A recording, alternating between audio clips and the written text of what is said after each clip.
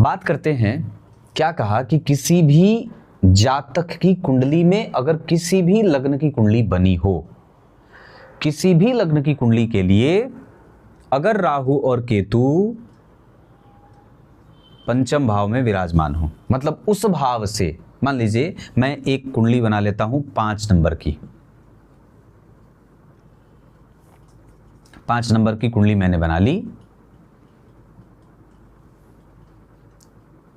और इसमें मैंने राहु को बिठा दिया एकादशवें स्थान में। अब सूत्र क्या है? ज्योतिष का सिद्धांत यह कहता है कि आप अपनी कुंडली में राहु को देखिए। आपने राहु को देख लिया कि वो यहां बैठ गए। अब दूसरे नंबर पे क्या देखना है कि आपको दशा कौन सी चल रही है। तो मान लीजिए आपकी कुंडली में गुरु की दशा चल रही है, तो गुरु आपकी कुंडली में अष्टम भाव के साथ साथ पंचम भाव के स्वामी हैं। अब आपने ये भी देख लिया कि दशा किसकी चल रही है। अब ये देखिए कि जो राहु हैं वो आपकी गुरु की दशा, यानी कि जिस भाव के स्वामी गुरु होते हैं उससे वो सप्तम स्थान में और उससे वो चतुर्थ स्थान में बैठे हैं। बैठे ना, एक से चतुर्थ स्थान में बैठ गए और एक दूसरी राशि से 7वें स्थान में बैठ गए। अब सिद्धांतकार क्या लिखते हैं कि राहु अगर दशा के, जो ग्रह की दशा है, दशा से चौथे, 7वें, 9वें और 5वें, राहु अगर जो ग्रह की दशा चल रही है उस ग्रह से, मैंने क्या कहा था, गुरु की दशा चल रही है, तो मैंने गुरु को उदाहरण में लिया था। तो जो ग्रह की दशा चली उस भाव से राहु चौथे बैठे हों, 7वें बैठे हों, 9वें और 5वें बैठे हों, तो ये दशा क्या करेगी? पुत्र का कष्ट देगी, संतान। उसके बाद गृह में क्लेश होगा, गृह क्लेश। और क्या देंगे? शिक्षा प्रभावित करेंगे। और क्या करेंगे? आपकी नौकरी खाने की स्थिति में चले जाएंगे। अब बताइए, दशा तो आपकी गुरु की चल रही है। हम ये भी जानते हैं कि सिंह लग्न की कुंडली के लिए गुरु योग कारक होते हैं, पर बात तो यहां बिगड़ गई। क्यों बिगड़ गई? क्योंकि वो जो ग्रह एक्टिव था उसकी जो राशियां बनी हैं वहां से राहु केंद्र में बैठ गए, वहां से राहु केंद्र में बैठ गए, चौथे 7वें बैठ गए। अब एक सिद्धांत और है, इसी को दूसरे ग्रह पे आजमा लेते हैं।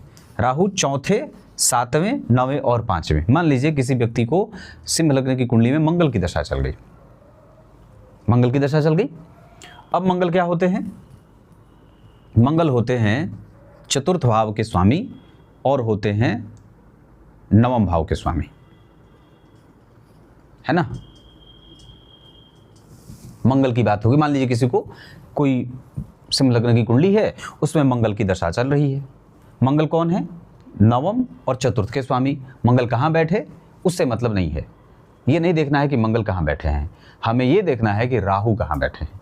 राहु मंगल की एक राशि से तीसरे भाव में बैठे हैं और एक राशि से 8वें घर में बैठे हैं।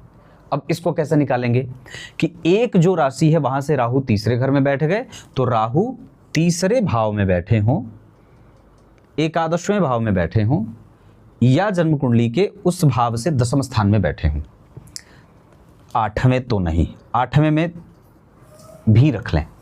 राहु बैठे हैं एक राशि से तीसरे, एक राशि से 8वें। अब क्या कहा दूसरा सिद्धांत कि दशा जिसकी चल रही हो उसकी दशा से अगर राहु तीसरे बैठे हों, एकादशवें, 10वें या 8वें, तो ये ग्रह आपको लाभ दे सकता है, संतान का सुख दे सकता है, यश और प्रतिष्ठा की वृद्धि कर सकता है और पराक्रम का परिणाम दे सकता है।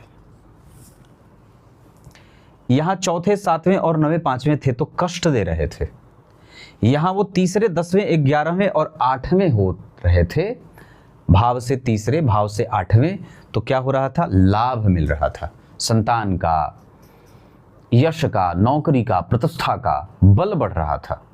राहु ऐसे हो गए, तीसरे, 10वें, एकादशवें, तीसरे, 10वें, एकादशवें और 8वें घर में। ऐसा क्यों होता है? अब इसको समझते हैं, इसको ऐसे समझते हैं। ऐसा क्यों हुआ? ऐसे ही थोड़ी हो जाएगा। तो सिद्धांतकार ये लिखते हैं, आचार्यवर ये लिखते हैं कि अगर कोई पापक ग्रह, कोई भी पापक ग्रह अगर किसी भी भाव से कोई भी पापक ग्रह भाव से तीसरे, छठवें, 10वें, एकादशवें और 8वें हो, तो वो साहस और बल की वृद्धि करता है, अपना बल वो स्वतः बढ़ा लेता है।